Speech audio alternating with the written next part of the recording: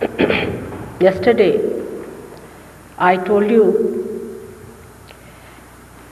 that we have within us two very important powers.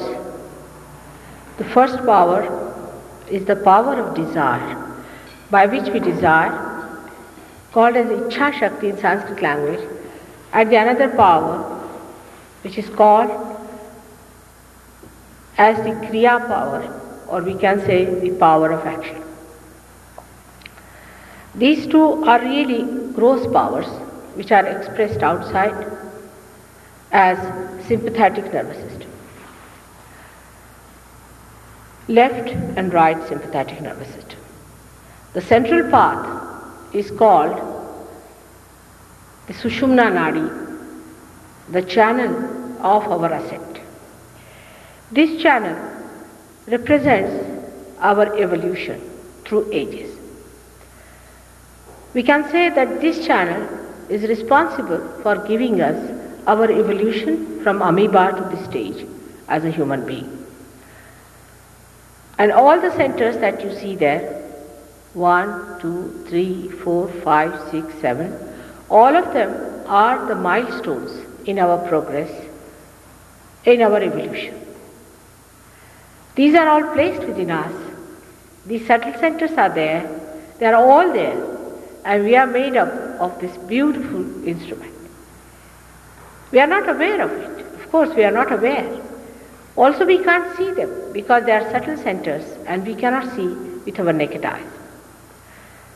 We can only see the manifestation of these centers outside as gross plexuses. Now, today, as I told you yesterday, I will be dealing with each center one by one, and I'll tell you what these centers represent within us. Now, the very first center is the center of our innocence. Before creating us, before creating this universe, innocence was created. Innocence is the most powerful power on this earth. Innocence is love, innocence is God, and innocence is the only thing that really keeps us going in this horrible world in which we are born. This innocence we find in the matter. Matter is innocent. If you hit the matter, it will hit you. If you don't hit it, it is all right. You can change the form of the matter. You see, say for this hall, it won't trouble you. If you are here, it will give you a shade. If you want, you can use it for disturbing others, for destroying others. The way you want to use it, you can use it because it doesn't say anything to us. So at this center is the carbon element which started growing within us. We can say the carbon is in the center of the whole system of elements. Carbon is in the center because it is a tetravalent element. As you know, it has got 4 valencies. And when carbon came in its existence, then only life could be produced. And this center is the center where we became really tetravalent. Means we became an element by which we could become human beings. We could become the living things. The living thing started when carbon came into existence. So this center is very important because this center represents that stage of human evolution where we became living human beings. Before this, we were dead people. We were just like these stones and things that you see around. After that I told you that center, about that I talked to you yesterday. After that you have the second center of our seeking. When an animal came into being, he started seeking. First he started seeking the food. For example, the unicellular animals like amoeba and all that, they just seek food. They do not seek anything else but food. And that is the beginning of our seeking. So the first grossest seeking was the food, where we started seeking something for our growth, for our nutrition. The second seeking started when some of the animals felt that they were too big for their sizes, they couldn't move around, and they found it impossible to do something about it. Now we can say that even before these animals were made, before that the fishes themselves were surrounded by land, and one of the fishes had to come out, the future that was going to happen. In these chaotic conditions and confusions, we start seeking more and more. And the real seeking is that of beyond. Of course, we must say that the play of the seeking is not only human. There is also God's play. It is God who wants you to seek. It is God who wants you to get your realization. You are the epitome of His creation. Human beings are the highest that He has created. You see how beautifully He has created you. In thousands of years, from amoeba, from carbon, for an ordinary, say from an hydrogen atom, you have become like this. There must be some purpose, some reason why God has made you like this. It's not just a wasteful, purposeless activity of God. But what is the purpose of God? Why did He do it? Nobody thinks about it. Scientists, of course, they're being honest, they say we cannot find out, so forget about it. Whatever they cannot find out and reason out, they just don't discuss. So one has to see whether there is some reason or not. Is there any purpose in our life, or are we to come on this earth and just to die like any other animal and have no gains in our human awareness? This question has been arising into the minds of thousands of people and thousands of people. And at this time, as you know, the market was full with the idea that we have to seek. So the market got flooded with all kinds of people who wanted to market it. I mean, it's automatic. There are marketeers for everything. You want something, you will find marketeers just coming round. And that's how it happened. And they took advantage of the simplicity and of the, I would say, the naivety of people, and they misused them and misled them. They could not understand how God can be organized by these people, whether they were the contractors of God, or how could they talk of God. What was the sign and symptom of a person who comes to you and says that I am God and you should receive this thing from me? What we believe in was the superficial appearances. Like a person has, say, 58 Rolls Royce, he must be a great man. Not a saint. The saint doesn't have any Rolls Royces. We could not see that. See, for us, it was very much great that he lives in a big mansion. Not the saint. The saint doesn't want mansions. He can live on the street. For him, it does not matter whether it's a mansion or a street, makes no difference to him. And this is the simple thing that they did not know about a saint. And they got impressed by all these things, by the medias and the way they put up the show and the circus that they carried. This is the saddest part of the whole story. And that's how our seeking was misled. Today I would like to say about this chakra especially, that is the, what we call the Nabhi chakra, is the central path of our evolution, where you start your seeking and you cross over to other side. Now surrounding this you will find there is the ocean of illusion. And this ocean of illusion was covered by a deity, by a special powerful personality whom we call as the Dattatreya, is the primordial master. And he incarnated on this earth many a time. At the time of Christ, even before that, he incarnated as, say, Abraham, Moses, Socrates, Lao Tse. Later on, he incarnated as Muhammad Sahib. Then the same great principle incarnated as Nanaka. Then the same principle at the last incarnated as Sainath or Shirdi. So the same great principle of this primordial master has incarnated. Because without a master, how will you be taken away from this illusion? How you are going to be exposed to that reality which you do not feel? What has to happen to you is that you have to become more sensitive, more open, awakened, enlightened to feel that all-pervading power around you.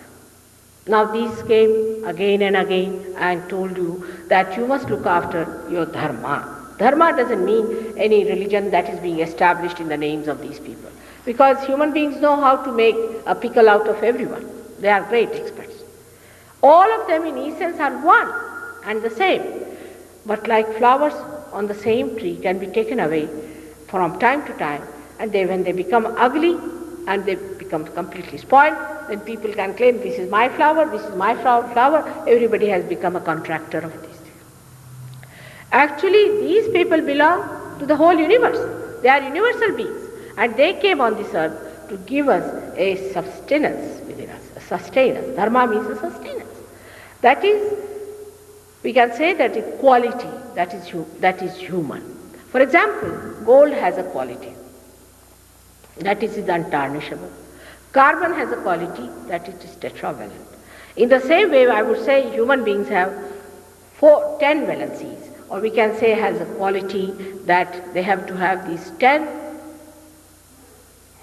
specialities in them so that they can be called as human beings. All these 10 specialities are represented by the 10 incarnations of this primordial spirit on this earth. There are many others also spirits who came, who are, we can say, followers of these, or we can say the disciple incarnations of this great power which we call as the primordial master. And such a primordial master is needed, no doubt, but such a primordial master has to have certain qualities. If they are missing, how is he going to be our master?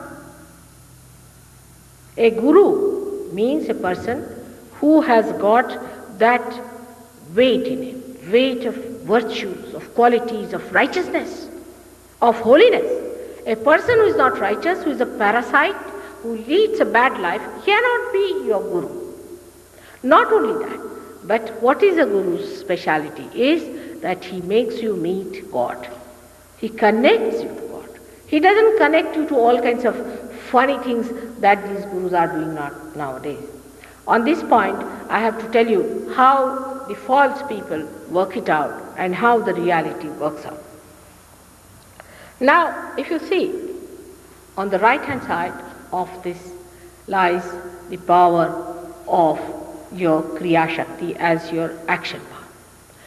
Now, what they do is they tell you that you start doing some sort of a jumping, standing on your head, or they may say that take out your tongue. You see, there was a guru here, now he doesn't do that, he's dead. But what he did is in lifetime, he asked people to cut the tongue at the base and put the tongue back and do some sort of a trick called, I don't know what they called it, khechari. All these nonsensical things people started doing, to push your eyes down like that, or I don't know what else, and to stand on your head, stand on one leg, do all kinds of these tricks. You cannot go to God. This is not the way to be done. This is not the way you can get to God. It's sahaja, it's spontaneous. It's a process that is living. It cannot work out by these tricks that people tell you, do this, do that. This is not the way it is going to work out. Remember, it will only work out if there is a spontaneous happening of Kundalini awakening, which is the Holy Mother you have got. She is an auspicious mother, she is Holy Mother, she is not unholy, and you cannot use it for any unholy purpose. Now we have lost the meaning of the word holy. We have lost the meaning of the word, what you call the auspiciousness. We do not know what righteousness is. In these modern times, these words sound so hollow and so funny. But you'll be amazed that this exists within us, whether you like it or not. If we do not get the blessings of holiness, you cannot raise the Kundalini. Kundalini is a spontaneous thing. It's just like a seed that sprouts in the Mother Earth. In the same way, when the warmth of holiness and auspiciousness is faced by a person, then only the Kundalini is going to rise. So any guru who comes and tells you that I give you a realization, you stand on your head, you tell him you better go on standing till you get your realization. Then there are many other things they tell you. They say that you will start flying. Now we have to understand all these nonsensical things. Why do we want to do? Why do we want to fly in the air? You are already flying a bit too much. I mean, just now I was coming in the sky, I saw so many aeroplanes that I thought a day may come when you will have to find some sort of a method of arranging the crossing of these aeroplanes and how the traffic has to be arranged even there. Now, all such ideas that we are going to fly, or somebody says that we become sort of a person who leaves the body and goes up and sees from there, or somebody who sees the colors, or he sees the aura. All these things seeing, you can do otherwise. It is not the seeing that is important. As I told you yesterday, saying that this is the truth. There are many who say this is the truth. You have to become the truth. In the second thing you have to know today, that by seeing something you do not become. If you see something, supposing we were coming by this road, we saw this church. But when we came in, we don't see it now. When you are away from it, when we crossed the mountain, we never saw it. When we are on it, we never saw it. When we were away from it, then we saw it. So seeing something is not receiving that, is not to be. To be means in your awareness, as he said, in your central nervous system, you must feel that you have become the spirit. Yesterday I told you about the spirit and what are the blessings of the spirits and how you get it. But if your dharma is not all right, supposing you have moved too much to the right side, even a person who is a very busy man, he is running the rat race, he has no time for God, he has no time for his spirit, nothing, he is running very fast. All right, you run fast and jump into the place where you have to go. You have to be in the center, not extreme action can take you to your real path. And now, if you take a car, for example, in our practical life, we always try to keep everything in the center. In the sense, your car cannot run on one-sided wheels. It has to have both the wheels. On a chair, you cannot sit if it has only two legs on one side. You cannot sit. Our center of gravity acts in the center. We, in our normal life, keep to the center. We cannot walk with one side like this. We have to put both the legs on the ground and walk on both the legs. In the same way, if you try to act on one side, as I told you yesterday, you can create a terrible imbalance, especially in dharma, it happens. And that's why I'm telling you today that any extreme behavior on dharma is not needed. There is no need to go on madly calling God, oh God, come along. People are saying mantras now. Any sort of mantra they take. There's one guru who charges 300 pounds and the mantra he gives means, in Hindi language is called as tinga, means when you show like this, that is it. Can you believe it? And so many people are doing it, paying 300 pounds. You tell any Indian and they will just laugh. How can it be? Inga. Inga in Marathi language means the tail of a scorpion. These are the mantras they are giving to you and you are paying 300 pounds for that. Now the mantra cannot be given like that. It's a wrong idea that you give some mantra to somebody. For example, every center has a different mantra. Every center has got a problem. When the Kundalini rises, you know. When you come, say, to the center of Sri Krishna. Now you have to take the name of Sri Krishna. If you come to the center of the Gurus, of the Adi Gurus, of the Sadgurus, then you have to take the name of Sadgurus. Sadguru means the one who is the real Guru, the one who is the real master. Then you have to take their names. But if you are taking the name of some one person, for example, say we take the name of Rama. Now where is the center of Rama? You can see there. The center of Rama is on the right side of the heart centering, which is in the centering. Now if you take the name of Rama and you have no problem, you will get into problems. It's easiest way to get into problems because Sri Rama is a deity. You cannot just take his name without any protocol. There is no rhyme and reason. For example, if I take the name of, say, the governor of this place and just go before his house and start shouting his name, I don't know his name, they'll arrest me. In the same way, if you take the name of Rama without having any protocol, without having any understanding, first of all, this center will be ruined because you will be taking the name, means you will be using your voice all the time unnecessarily, and also the right side, heart center, will be gone. And all such people will suffer physically from asthma. Absolutely. If you have asthma trouble, then you can find out that you are suffering from this Rama center.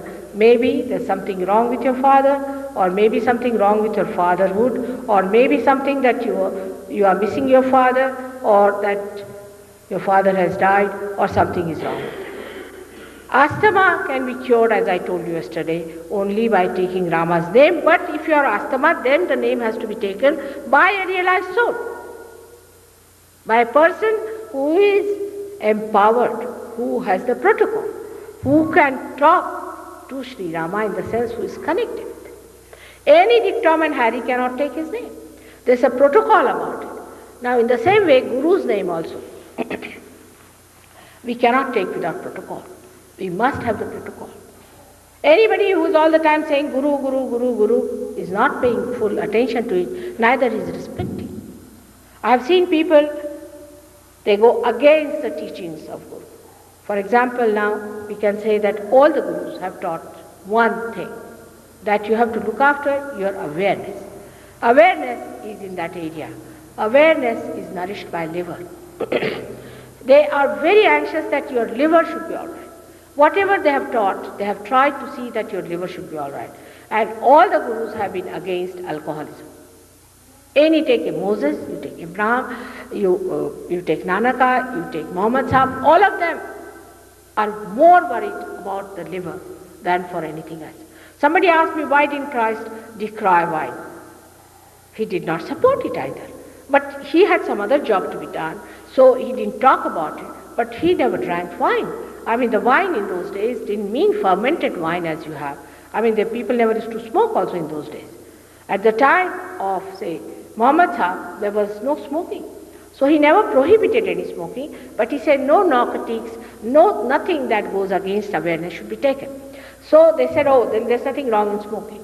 Then he took his birth. The same principle took his birth at Guru Nanaka. And Guru Nanaka then said no smoking and no drinking. Why? Because they were worried about the awareness of a person. If your awareness is not all right, what's the use of giving you realization? You are already not aware of it. Now drugs, same thing.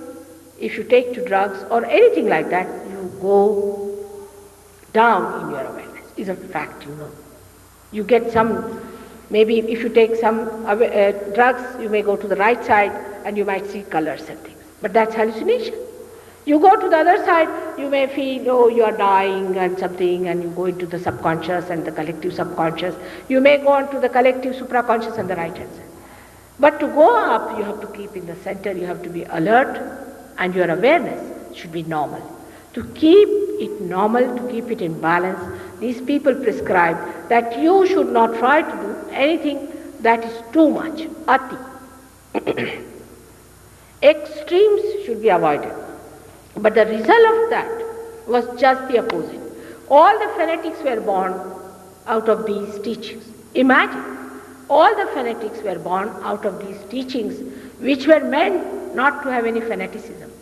Actually, if somebody is a fanatic, he develops diseases of the stomach. Fanaticism gives you horrible diseases of the stomach. The other day we had a gentleman from Iran. He is a doctor there and he had cancer. He came to know about me, came to see me in London.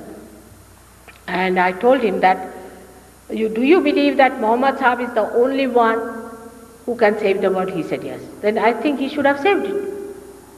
No, but I think he's the only one who can save. He was the last one. I said maybe he might have thought that I'm the last, but he must have seen the way you are behaving. He must have taken his birth again. He could not keep it at that stage, perhaps. I said, can you believe that he came back as Guru Nanak? He said, I can't believe it. No, I can't believe it. I said, he was the same principle. I can't believe it. I said, then I can't help you. If you are a fanatic, I can't help you. It cannot be cured. Now he went home and he had a terrible time, and his wife was wise enough. She said, now Islam has not helped you so far. You have been such a big Muslim, you have been doing namaz and all that, still your cancer cannot be cured. So why not listen to mother? If she says so, give up. So he came down to me. And he said, all right, I agree that it was Nanaka who came on this earth and all that. And you will be amazed, he's cured.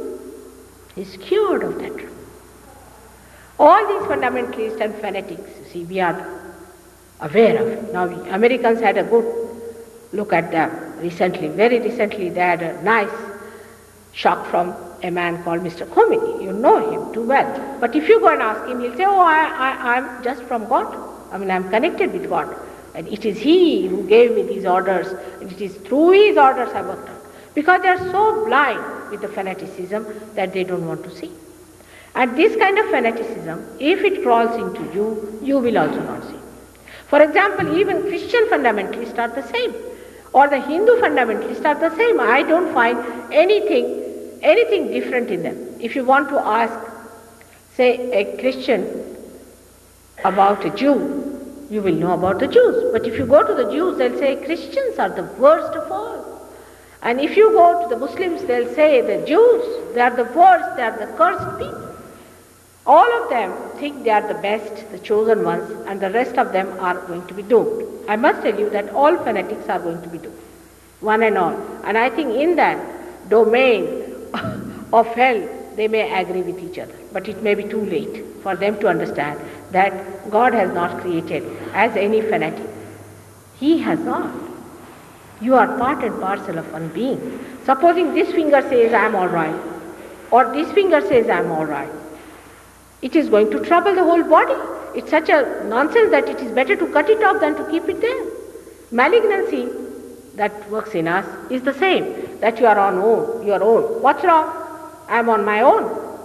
Any cell that becomes like that is really malignant because it has no relationship with the whole. It has no relationship with the coordination and the cooperation of the whole thing, how it is working out. It is on its own.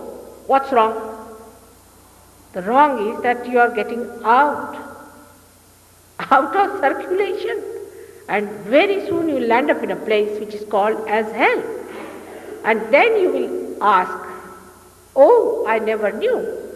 You are all connected with each other. You are all part and parcel of one collective being, which you have to just feel it and understand that you become that. Till this is connected to the mains, this doesn't work out.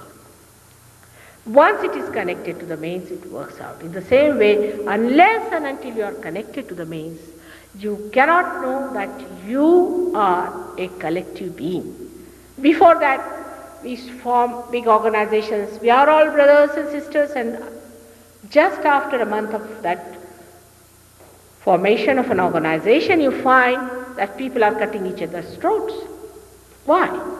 Because they are not really brothers and sisters. They have not felt it. When you become, then you just can't help it. Like people may say that, Mother, you help so many people, you do so much for them, why do you cure them? I said, whom do I cure? Who is the other? If this finger is paining, I have to rub it off and get it all right. It's a part and parcel of me. If there is not the other, then you just help the other person because he's part and parcel of you. If somebody is getting drowned and you are trying to save that person, you are doing it because something in you is dying. You are not doing it because you are trying to help the person, because there's something in you is dying and you want to save that person. This is what it is, and this collectivity you can only feel if you are first of all in balance.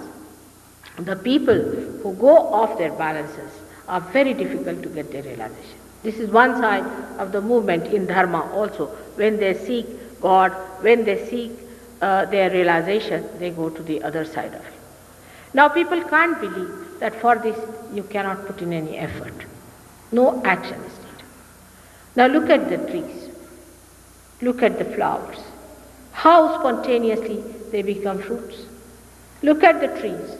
How they turn themselves, the leaves, towards the sun and how they get their chlorophyll established in them, how it happens so spontaneously, how it works out, how they understand. While we think that by doing some sort of an effort, we are going to become something higher, is absolutely an absurd idea. As it is, you did nothing to become human beings. You did nothing whatsoever. You became human being effortlessly. And further, if you have to go, it has to be effortless. Everything vital is always effortless. As I said the other day, if you have to breathe, and for breathing, if you have to go to libraries and go to some guru and pay him some money, how many will survive? It is so vital that it has to happen. The only difference in this evolution, and the evolution so far we have had, is this, that this, you being free, you are going to feel it in your awareness. Before this, you never felt it in your awareness. Now only at this time you are going to feel it in your awareness, that you have become the other person. That a cocoon has become the butterfly. That an egg has become a bird. You can feel it within yourself, this happening. You can absolutely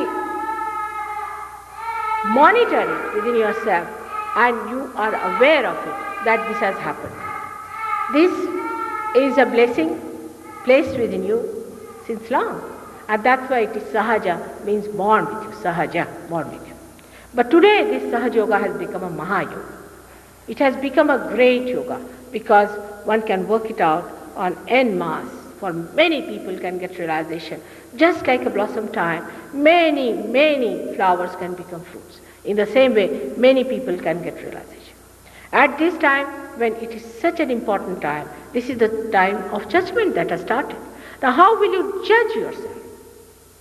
How will God judge you? Is He going to put you on the say, some sort of a weightlifting, or onto some sort of one of the human tricks that we play to judge a person's abilities? No. The Kundalini is going to rise first of all. When the Kundalini rises, you start getting that awareness on your fingers. You start feeling the all-pervading power on your fingers, because these are the centers of your subtle being which get awakened. You start feeling it. And by that feeling, you get that vibratory awareness by which you get the discrimination, and you know what's wrong with you and you know what's wrong with others. So you judge yourself, you improve yourself, you know the method how to improve yourself. You feel better and better and better, and then once you are all right, you judge yourself. There is no need for God to judge, but God within you, your own spirit judges you. Because when the Kundalini rises, she touches the fontanelle bone area, where she pierces through. You can feel first sometimes the throbbing, and then the cool breeze starts coming in. There is the spirit, the seat of the spirit. Though he resides in the heart in human beings, the seat of the spirit is on top of your head.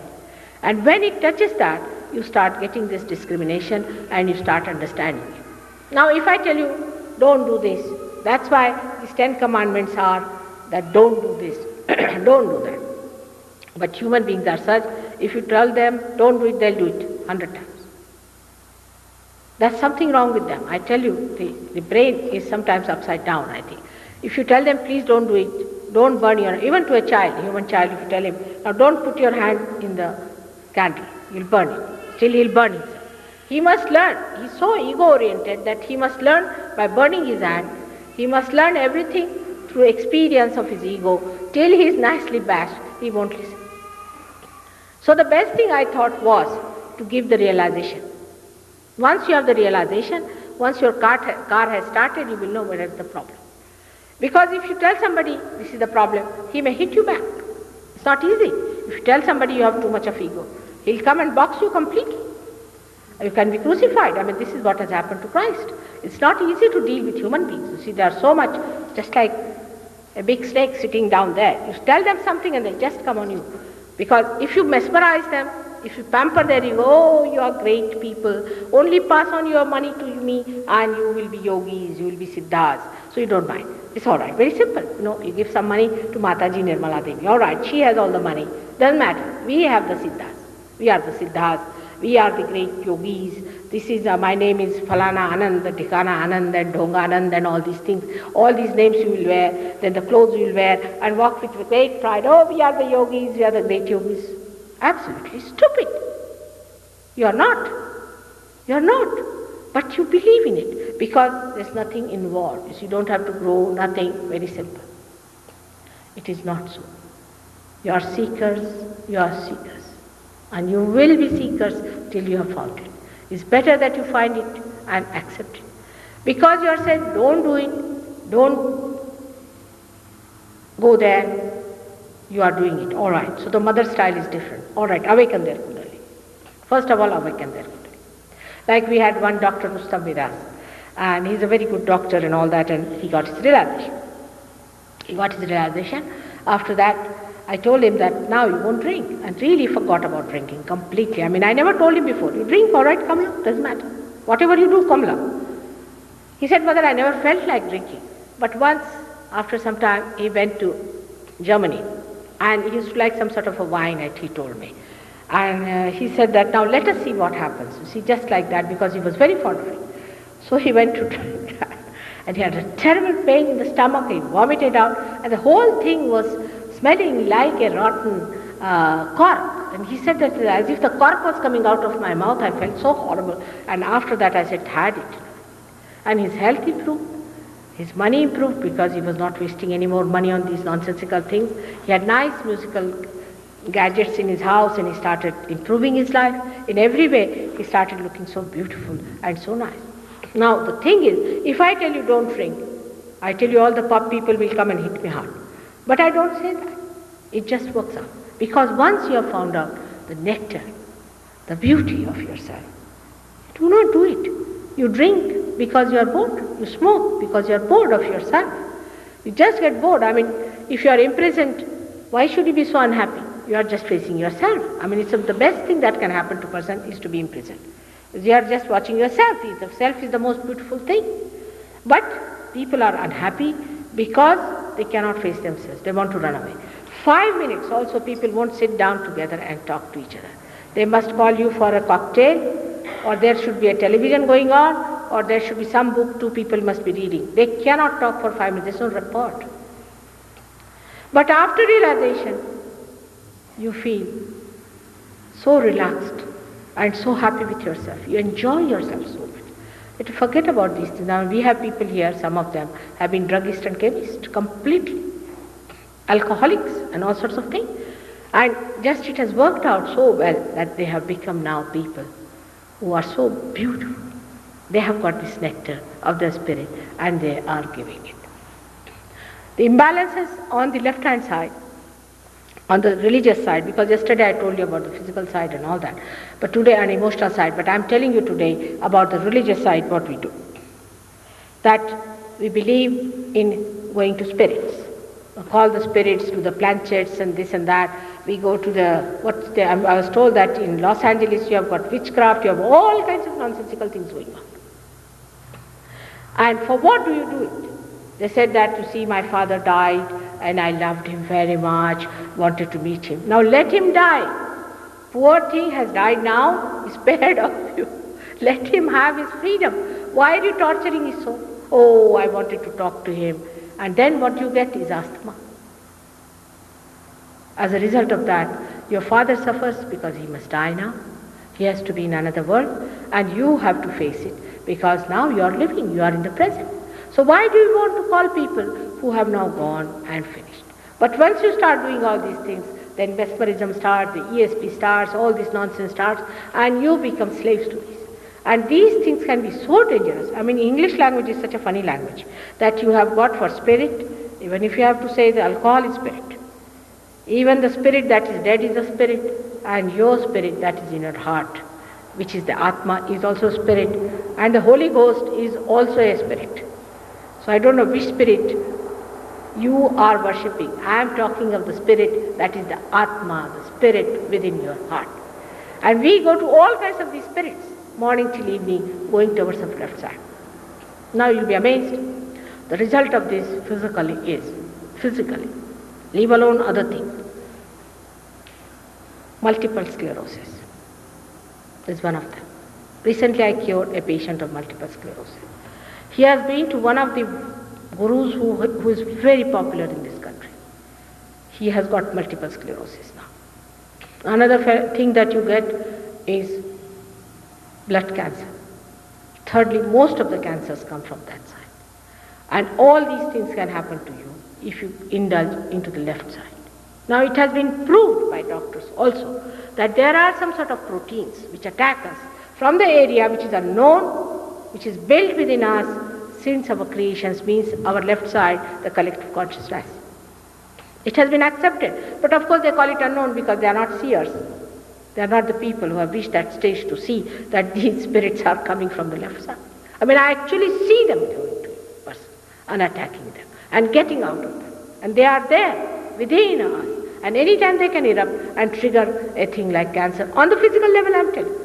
Then you can develop epilepsy, you can develop schizophrenia, you can develop all kinds of these mental problems, lunacy, all these problems come to you from the left side.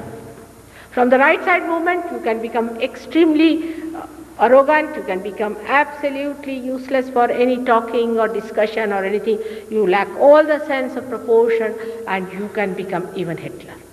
Hitler is one of the symbols of this development of right side. So those who push you into your egos and pamper you too much, be careful about them.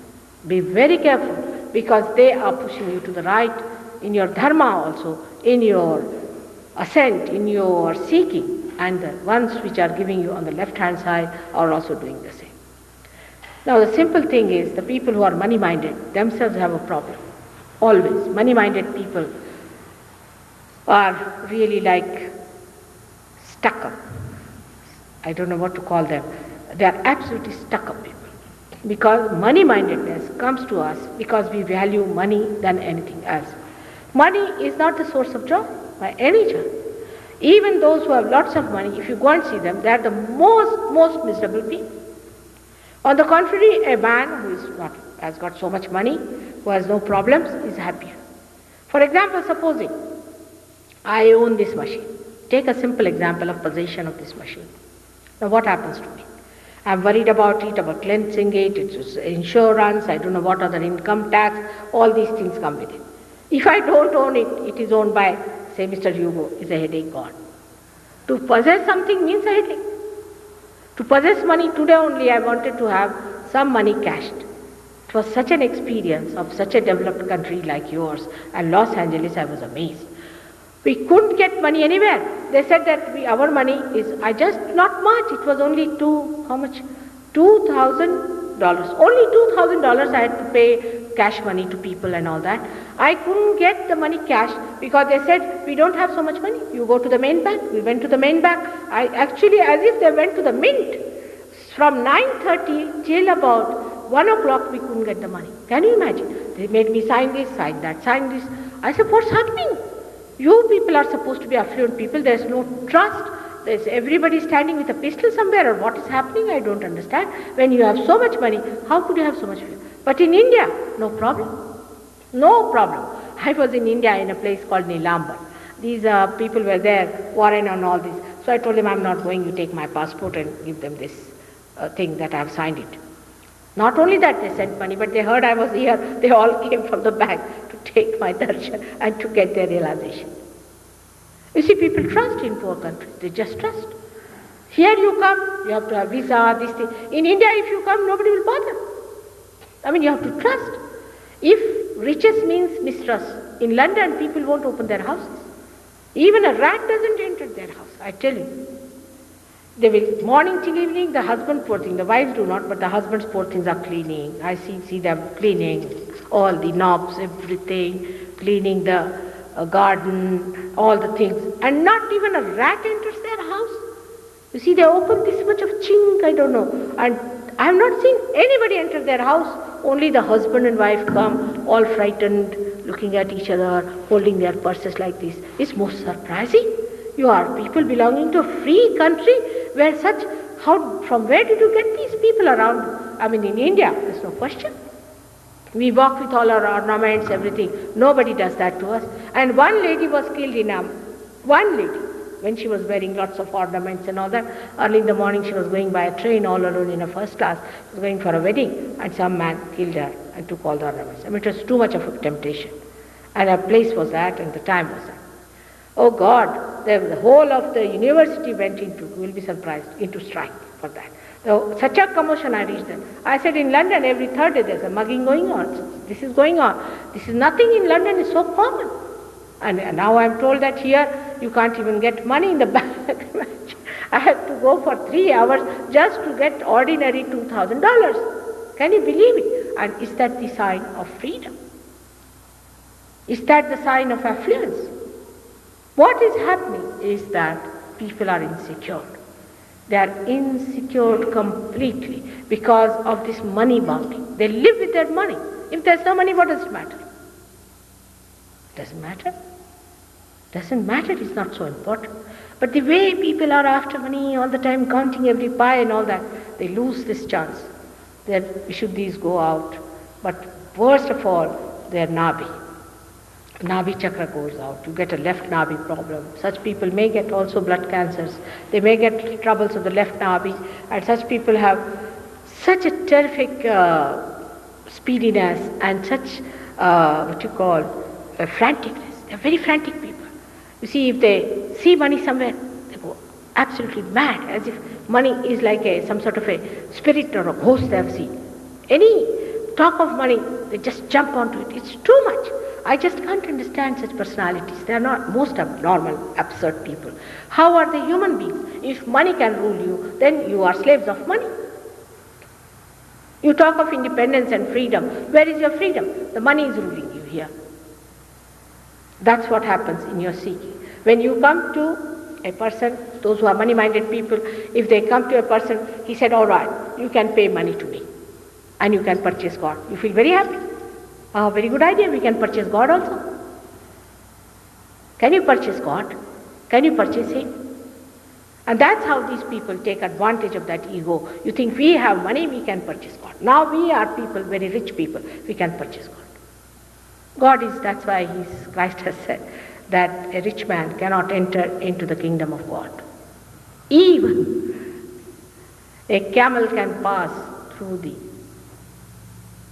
hole of a needle, but a rich man cannot enter into the kingdom of God because he's stuck on it. It's just become like, you see, you make somebody, you say that you hold. In the same way, a person is completely entranced with this money thing. Now, when they start that this is all junk and this is all nonsense, we should get out of it. So what do? You say, all right, give up this. Let us start another counter-culture. Let us start another stuff. But you are not out of it. Just it's a make-believe. You are not out of it. You think that you have done it. You have not done it. How will you get out of it? Is only through your awakening of this center, where there's a deity who is the Father, who is the preserver, who is the preserver aspect of God, who exists in that area. Unless and until you believe that there is a preserver who looks after us, the God Almighty looks after us, you are not going to get out of it. After realization, supposing you are a poor person, if you have problems of money, you'll be surprised your material side improves. Your material life improves. It improves so much. But how? Krishna has said, Yoga Kshema Vahamya. When you get the yoga, you get the well-being. When you get union with God, this is the center of Lakshmi, the center of the goddess of wealth, of well-being. If she is awakened within you, you get your money. But the money is not the way Mr. Ford has got. No, not that way. It's the Lakshmi. Lakshmi is a very beautiful symbol of a balanced moneyed man. In her one hand, first of all, she is a lady. She is a lady standing on a lotus. Can you imagine how light-hearted she was? How light she must be. Here, if a rich man walks, you see, he must have a special honking thing. If he sits here, he must show that he's a very rich man. He'll walk with a big gait and show that. He must have a big car to show off that he's a very big man. But here she just stands on a lotus. She's so simple. And she has in one hand She has 4 hands, so 2 hands she has got the lotus. Lotus means she has warmth, she has love, the pink color. And inside the lotus is such a soft corona, you can say the soft bed. And the bed is used by a very thorny insect whom we call as a, I don't know, you call it a bee or something. It's a very thorny, or gnat, I think it's a black thing, is used for sleeping. So the person who has money has to be warm like a lotus, and anybody who comes to his house, he must be welcomed the way the lotus welcomes and puts him on this beautiful soft couch. Even a person like a gnat, if he comes, she must offer. This is a sign. Here, if a guest comes in, add it. I mean, the guest, as soon as he sees the face of a person where he enters, he runs away. He just can't bear, because to them it means expense. Any guest coming in means expense. But the amount of joy one can get in giving something to another is not there. So generosity is the only way to overcome your greed for money. If you earn money, you better give. If you earn 2, give 3. If you buy something, buy it for giving.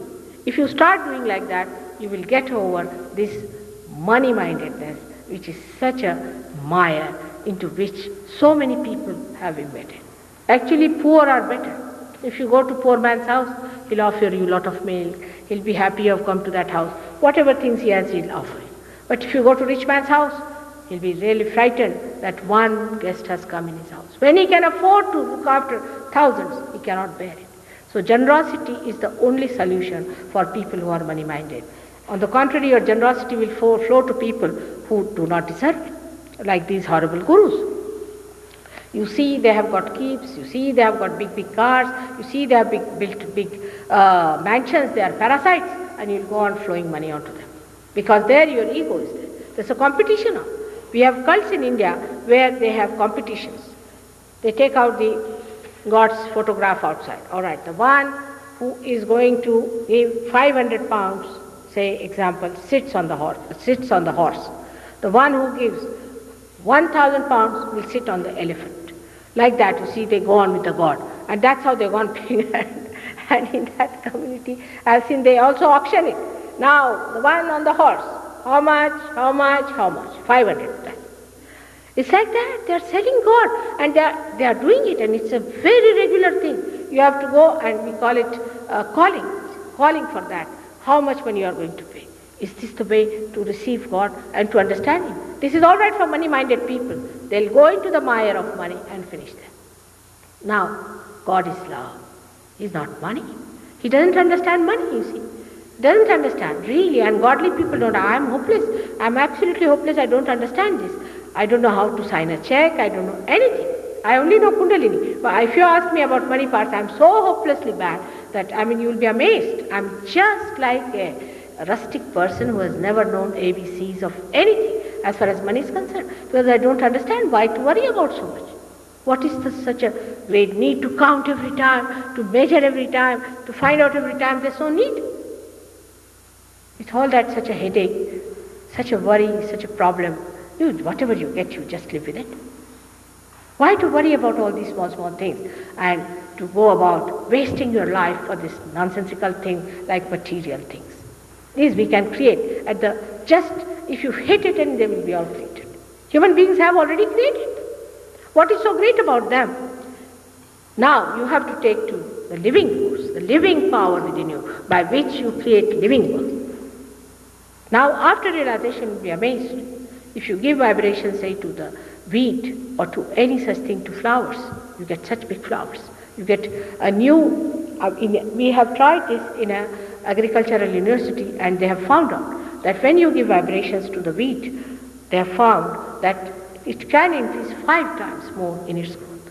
They have seen a cow, an Indian cow, if she is given vibrated water to drink, she can give quite a lot of milk. Not so much as we can say an Australian cow, but Australian cow's milk is not good. It's not a good thing. It's too much on the right hand side. But she will give so much, is much more than what she normally gives. So you do not become too much. You become a Lakshmipati, means you get so much money that you can receive people, you can invite them, you are cozy, and you give a house which is beautiful. Now she has another hand which is just giving. If you earn, you must give. Otherwise the whole thing stagnates. I have known people who have gathered newspapers since 50 years. They have got tubes of their toothpaste gathered since they have been born. All sorts of things we gather here, thinking that, you see, all kinds of mad people who go on collecting things, and you have to actually get the municipal people to take it away after paying them big money to clear out this nonsense of the garbage these people have created in the house. So this is how you should allow things to flow from your house. Let it go. Give it, and give it. When you give, then new things come in. I mean, only I have lived with giving in my own lifetime, I will be amazed. I go on giving and giving and giving, but still my house and my everything is so filled, I don't know what to do. Every time I get a chance, I give. Every time I find a chance, I give, so that I do not hurt anybody, and I give them. But I find the whole house is filling up. You give somebody one flower, they'll send 10 flowers. What to do? I can't understand. The people who preserve, you see, decays and they become so old, sitting down, counting everything. While I have seen, this is the most healthy way of living in this world. Just give, just give. Do not worry. Anybody ask anything, likes it or not, have it. It's such a good thing, such a great thing, such a joy. Suddenly you meet somebody. The other day I met a lady in a party. She said, do you remember you gave me this? I said, which one? She said, this, the one I'm wearing. A pearl. I had come to your house when I was married. You gave me this pearl necklace. I said, really? I don't remember. Oh, I wore it today just to show you. How? I mean, I felt so happy. Just what a little thing like a pearl necklace I'd given her. But what a thing to remember all her life. She met me after 20 years. That time she was pregnant and today she had a son. I was so amazed to see this beautiful thing happening. Just she wore it all the time. She had it with her, and she wore it the day she was to meet me. She knew I was coming to the party. What a great feeling. I mean, you cannot purchase it. With thousands of these pearl necklaces can be thrown on this little beautiful event in my life, that I felt this lady, how she had cared for a little thing like that. All these things are for expressing your love. These are for expressing your love, and if you understand the value of love, you can get rid of it. Now the other hand of the goddess is like this. This means a person who has money must give ashraya. Ashraya means he must give a protection to people. He must have some people who are in their protection. Like in India, people say that you have a servant system, this thing, that thing. But of course, I mean, I do not say that in India servants are treated. I mean, my servant has a better bedroom than I have. I must tell you. He has a better bedroom than I have, because my husband has one bedroom. And naturally I have a small one because I share his bedroom, and he has a bigger one. And he lives better than me in many ways. But he is a person who can do all this work. Now I have to do Kundalini work. If I start sweeping, swabbing in the house, if my husband has to sweep, swab, who is going to look after his office? Here the thing is, even the president must go and sweep and swab, otherwise he's not all right. I don't understand. You see, if you have people who are dependent on you, I mean, your children should work for you. In the same way, if there are servants, if they work for you, what is wrong with it? In England, I have seen old people die. There's nobody to look after them. 1 month they are lying in the rooms. There's nobody to pick their bodies because they cannot have somebody to help. And the young people are sitting outside and taking ganja. I mean, it's a shameful thing it is. Their own children might be taking ganja somewhere and the father is dying there. Why can't these people go and work and help their parents and look after them? If they are old, they are supposed to clean, sweep, swab. Even the 80-year-old people must drive their cars. They must take them to the thing. It's not good. You are not just to them. So you must have people in ashraya. If you have money, you should have people who should do some work for you. For example, now, everybody wants to do every work by themselves. For example, now, we can say our stitching of, say, a blouse. Now, we have a tailor. We have had him for about 20, 30 years since my daughters were married. He's tailoring my blouses. All right. Now, he, poor man, how much does he take? At the most, say about $2 or $1 for this thing. Let him have it. He can only do that much work. Let him do that work. He's an expert in it. Now I have no time to do mine. So you will say, no, why should you waste your time on that? Why should you waste your money on that? But I can't stitch the way he does it. Let him do it. What's wrong? Here we have killed all our art, all our aesthetics by doing everything yourself. You cannot do everything yourself. Now, paper, if you have to apply paper, you must do yourself. Why don't you share your money with somebody else? Why do you want to do everything yourself? Same thing has happened to cooking. I mean, people eat nothing but fodder here. Sometimes the way they cut everything, just eat all that. It's a good excuse to say that we are eating all the vitamins, but that's too hard for human digestion. It's not good. You never cook in the house because the wife must work, the husband must work, they must all go to the office, they all should work, the wife has no time, the husband has no time for the children. The wife has to cook in the house. If she has spare time, all right, she should work also. She has to look after the children. There's nothing wrong in that work. That's a very noble work. The ideal, I sometimes say, those people who have done good work in their previous lives are the mothers today. They are having a nice time. I mean, I look at my husband, I say how much he worked hard. I mean, now as a mother, I do work for my SahajaYoga. But otherwise, I have a comfortable life. So why must you all do all the work? You must have some people for your ashraya. You must give them some money. Share your money with others. Protect them. This is one of the things that we have to understand about this deity, which is called as the Lakshmi. And she resides in our stomach. And this is very important to understand that if you want to have blessings of the divine, you should be a balanced person.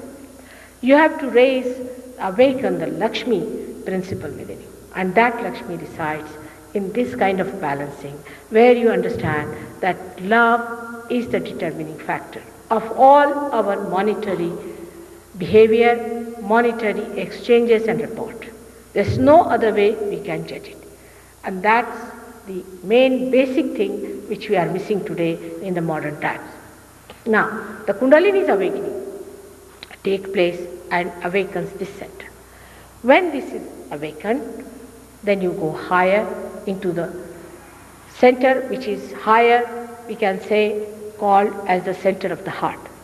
But between these two is a center that is moving round and round, is a center of our activity, which is the center of Swadhisthana. I have told you about this yesterday, that how by activating Swadhisthana chakra too much, we develop imbalances within us, we develop diseases like diabetes, we develop diseases like kidney and spleen, and also uterus trouble in women because there are imbalances. After this center, which is the center of our activity, when we have gone beyond the center, then we go to this center, which is called the center of heart. This is a very important center in human beings, is governed by the deity of Jagadamba, meaning the mother of the universe. This center is acting on our sternum in our childhood. We develop our antibodies in our sternum when this center starts acting. And these antibodies later on spread in the whole body and start defending us against all kinds of diseases, against all kinds of attacks on us. And these doctors know about it, they know there are antibodies, but they cannot say how they are created and how they are within us. So when we are attacked from outside by anything, what happens? We start getting the palpitation. Because these people are informed through the sternum bone that the attack is coming. And this palpitation suggests that there is an emergency and the antibodies must fight it. Now, the women who are insecure like that, they develop a disease called breast cancer and all those things. And these diseases can be very dangerous in people who have insecurities and who hide themselves and who do not tell about insecurities.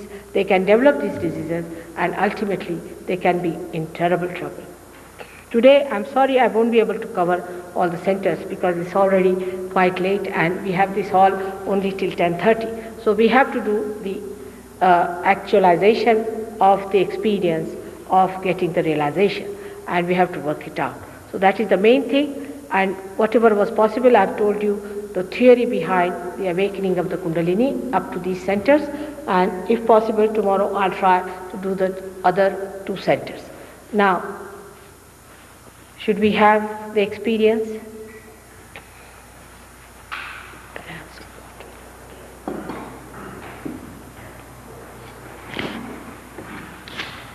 I think it would be better if everyone moves forward. It will be better for us to work it out.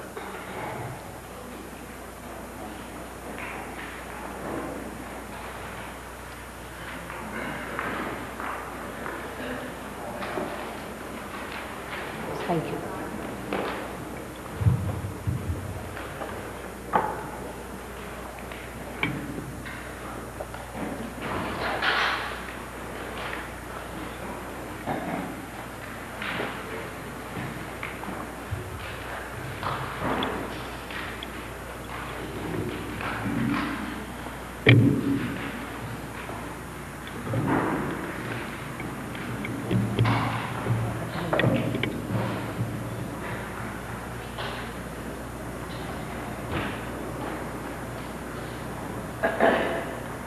Just put your both the hands towards me.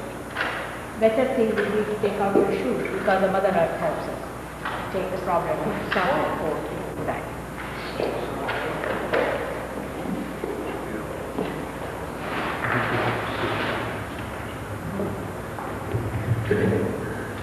I have to request you that you might get to a realization today, but the Kundalini is just made out of many things. And one of the threads comes up to open your Sahasrara at this point. And then this ray starts coming down. But that's not the end of it. You have to make more space for greater threads to go in, to establish yourself inside. Now to do that, you have to come to a center where this collective happening can take place. Of course, tomorrow we are going to have this program again. But after that, I'm going away, and he has agreed to stay here. And he is going to work it out for about 8 days. They want to establish some sort of a center here in Los Angeles, where you people can go every week, say in a weekend or something, and develop your powers, your own powers, and master this art, so that you start getting realizations. You all can do it. The beginning is rather difficult. In the beginning, it happens that, like any light which you enlighten, in the beginning it is rather difficult. You have to look out. Any seed that is sprouted, the seed is a sensitive, delicate thing. You have to look out. But then once it grows, you become like a tree, and you can give realization to many. Now we have people here, like he is himself, has been with me only for 18 months. And imagine how many people he has given realization. He can't count. In Australia, each person who is here can do that in your age. There is no need to get any sanction or anything. You can start. It's very simple. So as long as you are settled out, you can start out in your own house, anywhere. You can advertise and start it out as SahajaYoga says. So one has to first of all grow, and secondly do. So it's not only today that you get it is the last word. You may lose it tomorrow, but target. But once it is established in the nerves, it is always there, always there. Now, can I have your hands just like this, straight towards me? Like this, straight. And close your eyes, please close your eyes. Just close your eyes. You have to keep your eyes shut. Because the Kundalini cannot rise above the aperture if your eyes are not closed. So keep them closed.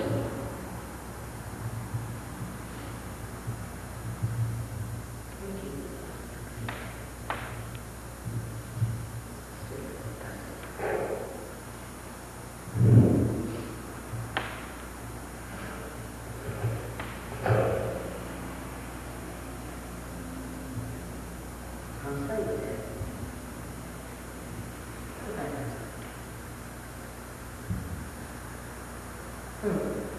That. You are not feeling it. Whatever I said is said just for your information, but I must give you the greatest information that everything, whatever you have done before, has to be. So you just don't think, I am guilty of this and this. Now please say that Mother, I am not guilty. Try. Can you say it loudly all of you? Mother, I am not guilty. Again. Mother, I am not guilty. Again. Mother, I am not guilty. Alright. Now, with this presumption that everything is going to be forgiven, every sin, every so-called mistakes you have got. With that confidence, we have got. Alright. Now you put your right hand on your heart. Right hand on your heart. Heart is on the left side here. Now, close your eyes. And you say, ask the question, Mother, am I safe?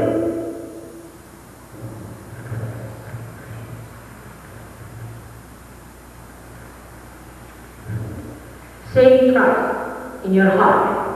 Mother, am I safe?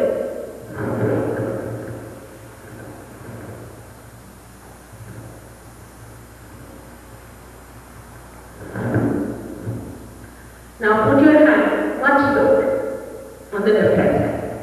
Much lower your waistline, much lower than your waistline, much lower, even lower than that. Lowest, yes.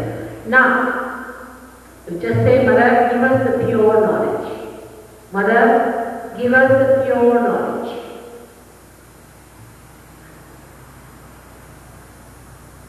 Say it 3 times, please. Please give us the pure knowledge. Keep your eyes shut.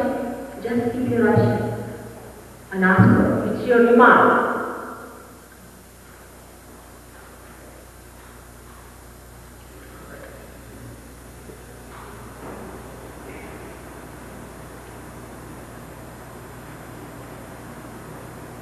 Now raise it little higher in the center of your stomach. And say, Mother, am I my own guru? Say it twice.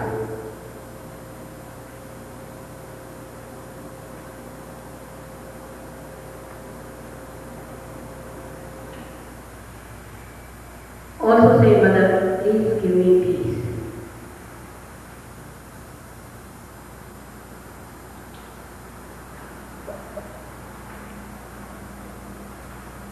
Say it twice. Mother, please give me peace. To bring down your franticness, your speediness. Just say, Mother, give me peace and poise.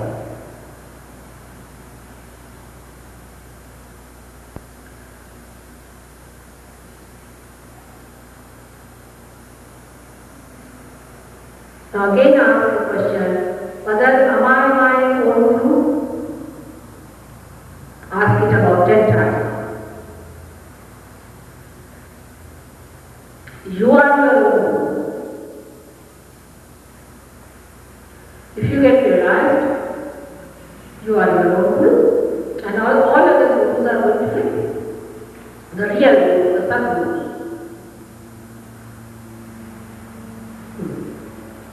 Now put your right hand towards me and say, Mother, make me my own guru. Please make me my own guru. Right hand as if you are asking for it. Yes. Please put your right hand towards me and say, Mother, please make me my own guru. Put the hand towards me as if you are asking for something. Mother, please make me my own guru.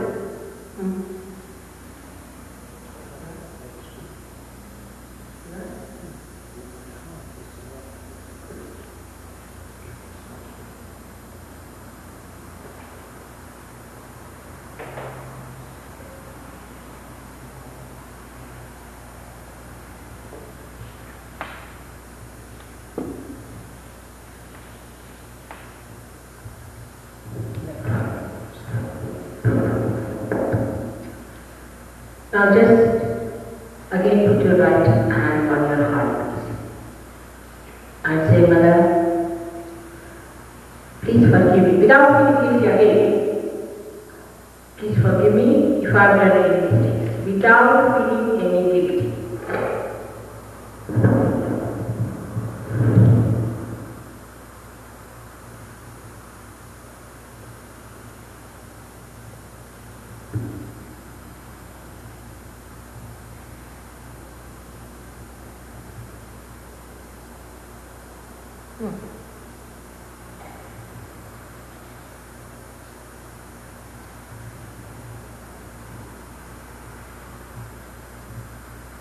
Just one thing. Please forgive me if I have done any mistake.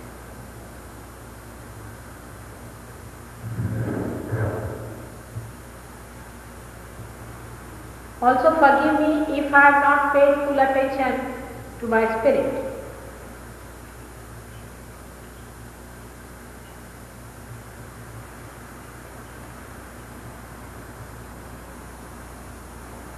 Without feeling it.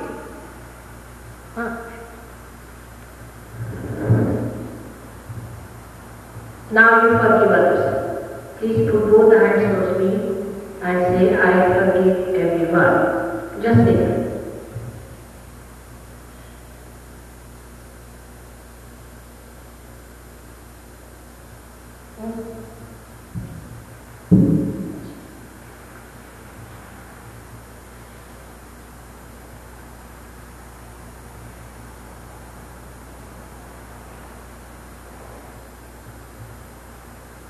Really forgive everyone. Just say, I forgive everyone. Please forgive everyone.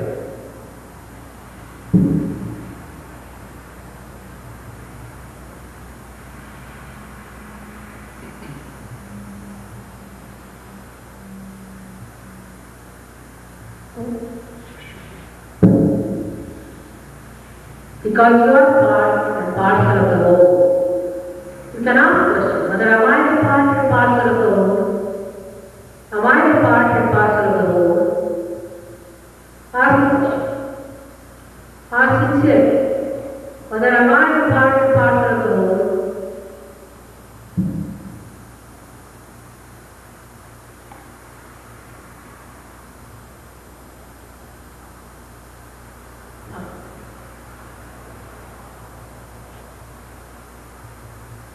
And now ask for your realization. Mother, please give me my self-realization.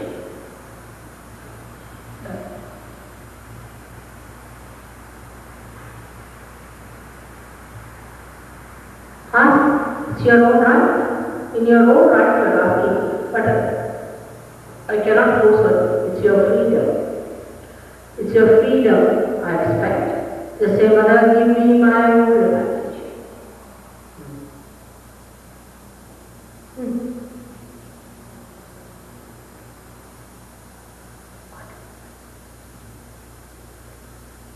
Just keep your eyes shut. Enjoy it.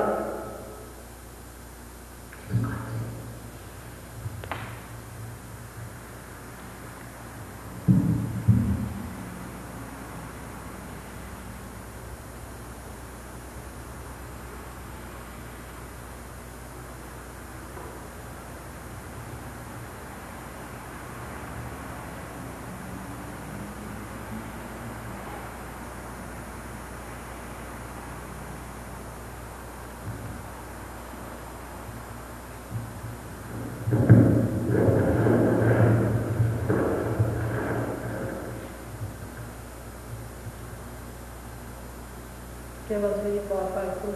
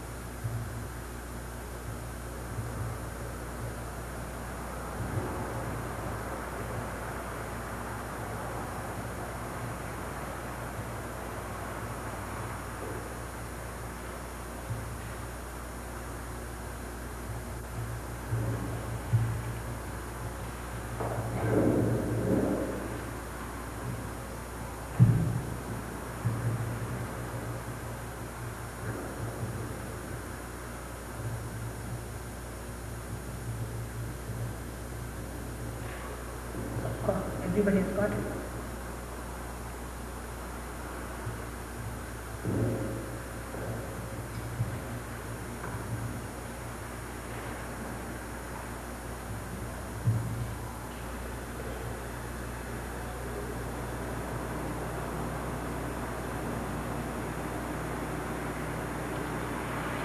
Now you can put your right hand on your head and see what the cool breeze coming up. All of it. Everybody is getting it.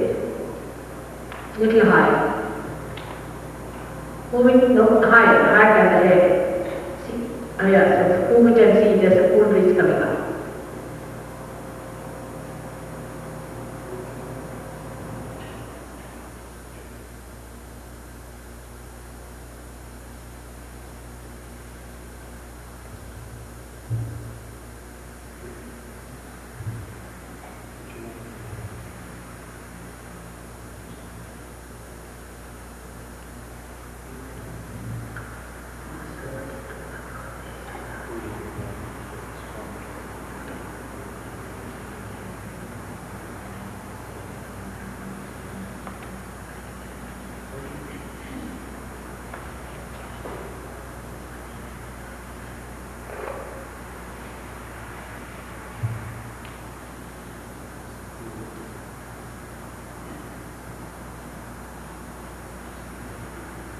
Now put both hands towards me and see if it's working in your hands. Like this, as if you are asking. You should close your hands first. If it's not flowing, then only keep one hand, left hand towards me, right hand outside. Like this, ventilating. If you are feeling both hands together. Otherwise you put left hand towards me and right hand like that for a while. Like that. At the back. Oh, like this. Oh. If you are not feeling that.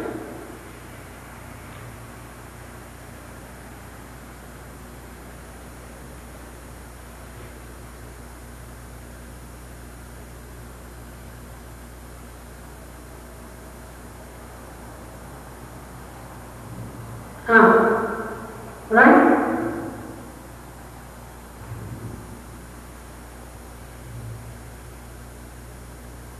Has you got it?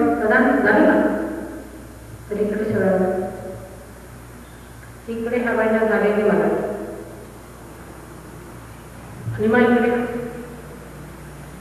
त्या दुसऱ्या बाईला बसलेल्या त्यांना नाही झाले ते निमाला झालं निमा कोण आहे तुम्ही बघा ना सुभाष डॉक्टर कुठे डॉक्टर कुठं म्हणजे ठीक आहे जरा बघा ह्या मिसेस त्या दुसऱ्या बाई आहे तुम्हाला त्याला झालं बघा हात सोडून बघा निमा इथे बघ त्या म्हटल्या फॅमिली गेट पण सी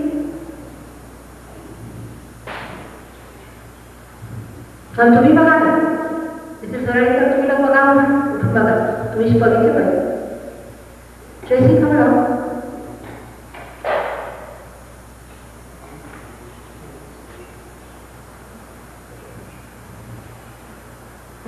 चालेल सगळे झाले एक ह्या कॅन्सर मला डोळे तयार झाला कमीला हात कठून डोळं झाले त्याची शेजारी बघा ते झाले का डोळं left to the right left to the right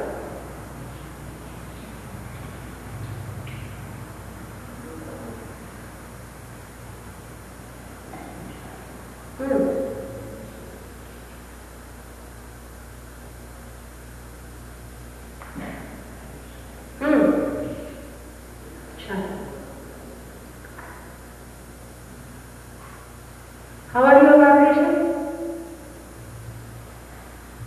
Your son, is he alright? Is he alright now? Is he feeling a cold breeze?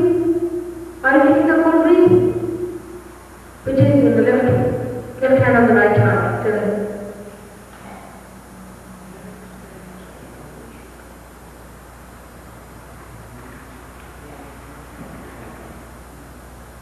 Has you felt in full breeze, this gentleman? Did you feel a full breeze? Why are you going to sit down? Yes? Huh? Alright. Come back. Through. Now how do you?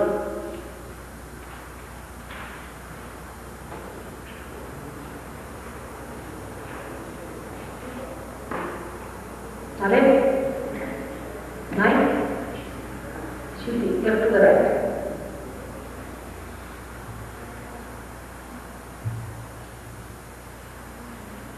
Left heart to the right.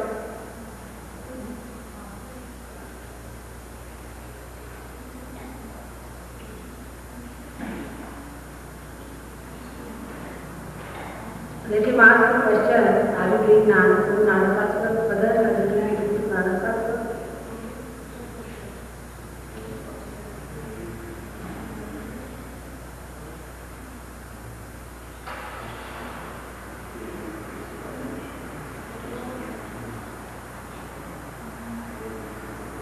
शेवटची बघा बघा हे सगळेच बघून घ्या.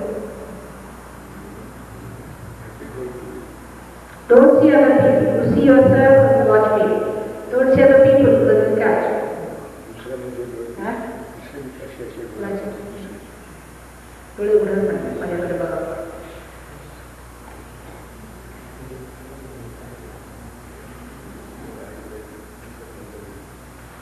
Just come.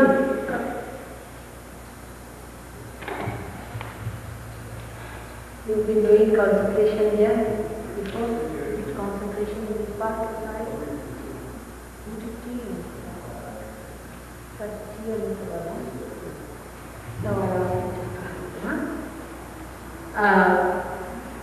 TL.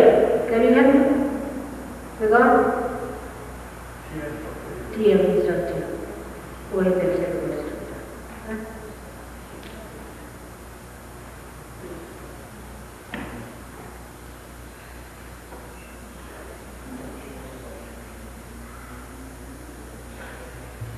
Keep your eyes open.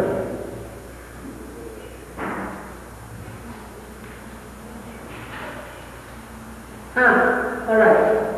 Correct.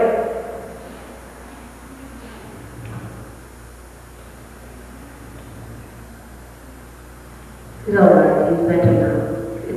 Just see this second gentleman. He's done here now, this one. Yes, he's done here. Just sit up and back.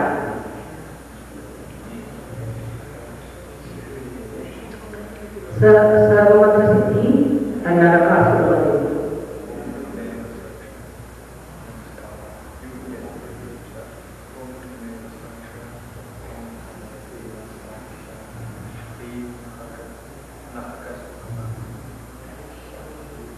Keep his eyes open.